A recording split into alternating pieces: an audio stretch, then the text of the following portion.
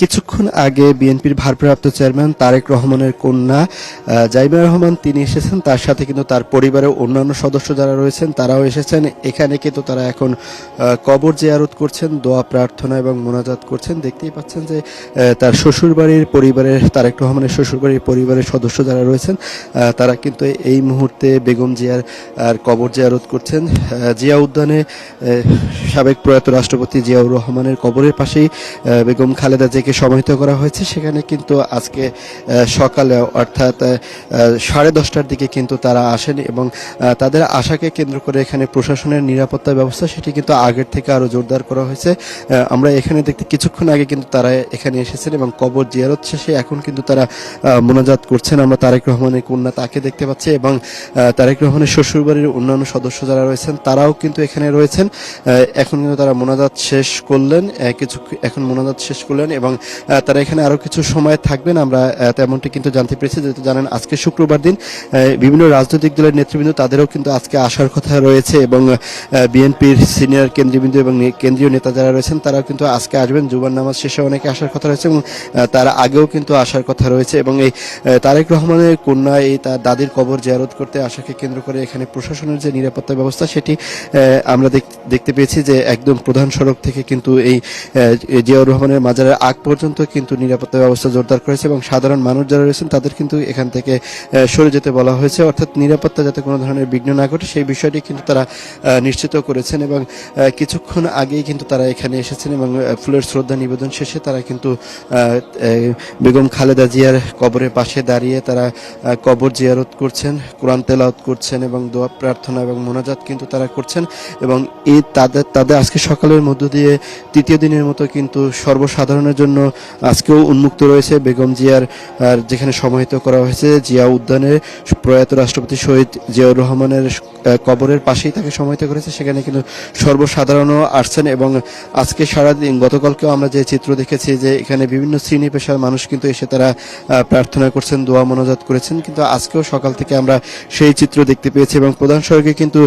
বিএনপির অসংখ্য মানুষ তারা কিন্তু অপেক্ষমান রয়েছেন, অর্থাৎ তারেক রহমানের কন্যা এখান থেকে বের হয়ে যাওয়ার পরে তারা এখানে ভিতরে প্রবেশ করবেন। এছাড়া বেলাগুলোর সাথে সাথে কিন্তু এই মানুষের স্রোত সেটি আরও বৃদ্ধি পাবে এমনটাই কিন্তু ধারণা করা যাচ্ছে। এখানে তারেক রহমানের কন্যা যেমনি রয়েছেন সেমনি তার শ্বশুরবাড়ির অন্যান্য সদস্য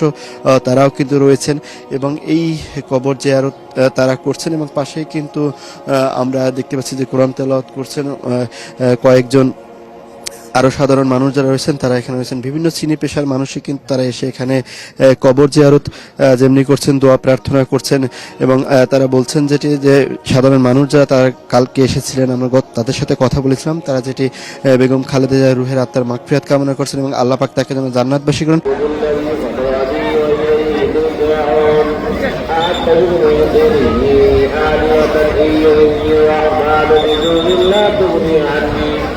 لا تغني عني شفاعته شيئا ولا ينقذون إني الذي ضلال إني أعرف ربكم فاسمعون حين ادخلوا الجنة قال يا ليت قومي يعلمون إذا غفر لي ربي وجعلني من المسلمين وما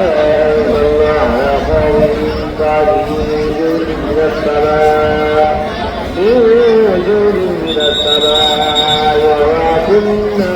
موجودين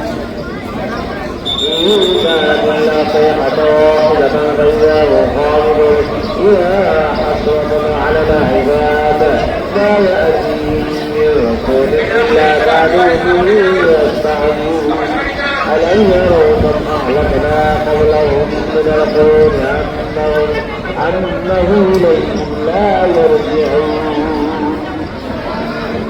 وإن كل لما جميع لدينا محضر وآية لهم الأرض الميتة أحييناها وأخرجنا منها حقا طيبا يأكلون وجعلنا فيها جنات من نخيل وأعناب وفجرنا فيها من العيون ليأكلوا من ثمره وعملته أيدينا فلا يشكرون سبحان الذي خلق الأزواج كلها مما تنبت الأرض ومن أنفسهم ومما لا يعلمون.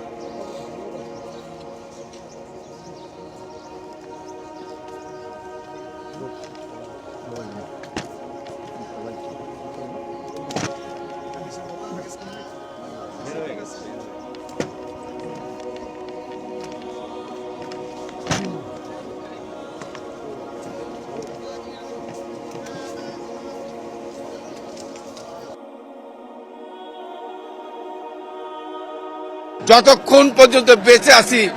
বেগম খালেদা জিয়ার সেই দেশপ্রেমের ধারণা আদর্শ আমরা ধারণ করে জীবনের সেই দিন পর্যন্ত এটা কার্যকর করার জন্য আমরা চেষ্টা চালিয়ে যাব। এবং আপনারাও জানেন, আমরা বিশ্বাস করি আগামী দিনে বাংলাদেশের উত্তরাধিকার বাংলাদেশ জাতীয়তাবাদী দলের ভারপ্রাপ্ত চেয়ারম্যান উনিও আজকে এই দলের দায়িত্ব নিয়েছেন। উনি ইনশাল্লাহ শহীদ প্রেসিডেন্ট জিয়াউর রহমান বেগম খালেদা জিয়ার এই আদর্শকে ধারণ করে আগামী দিনে দেশ পরিচালনার জন্য দায়িত্ব পালন করবে বলে আমরা বিশ্বাস